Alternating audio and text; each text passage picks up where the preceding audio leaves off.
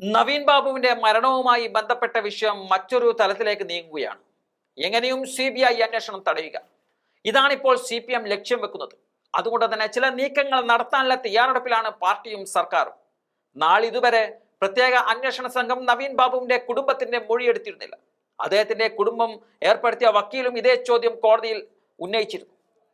ഇനി കൂടുതൽ വൈകിയാൽ CBI അന്വേഷണത്തിലേക്ക് പോകുമെന്നുള്ള ഭയമാണ് ഇപ്പോൾ ആഭ്യന്തര വകുപ്പിനെ ഉടനെ പത്തനംതിട്ടയിലേക്ക് പറഞ്ഞയക്കുന്നത്.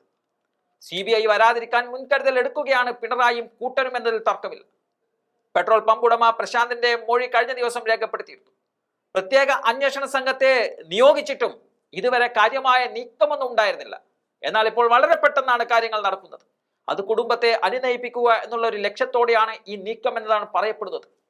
നവീൻ ബാബുവിന്റെ ഭാര്യയുടെ കാല് പിടിച്ചെങ്കിലും CBI വരാൻ പാടില്ല എന്നതാണ് CPM കണ്ണൂർ ജില്ലാ നേതൃത്വത്തിന്റെ നിലപാട്. മഞ്ജുഷ CBI അന്വേഷണം ആവശ്യപ്പെട്ടാൽ 8ന്റെ പണി കിട്ടുമെന്നത് ഉറപ്പാണ്. ഇപ്പോൾ നടക്കുന്ന അന്വേഷണം കാര്യക്ഷമമല്ല, കേസ് അട്ടിമറിക്കാൻ നീക്കം നടക്കുന്നുവെന്ന് മഞ്ജുഷ കോടതിയിൽ പറഞ്ഞിരുന്നു. കൂടാതെ നവീൻ ബാബുവിനെ ചേർത്ത് പിടിക്കുന്നവരെല്ലാം CBI അന്വേഷണം വേണമെന്ന ആവശ്യം ഉയർത്തുന്നുമുണ്ട്. ഇതോടെയാണ് കളി മാറ്റിക്കളിക്കാൻ ആഭ്യന്തര വകുപ്പ് തീരുമാനിക്കുന്നത്. പ്രത്യേക അന്വേഷണ സംഘം രൂപീകരിച്ച ശേഷം ഇതാദ്യമായാണ് ബന്ധുക്കളുടെ മൊഴി രേഖപ്പെടുത്തുന്നത്.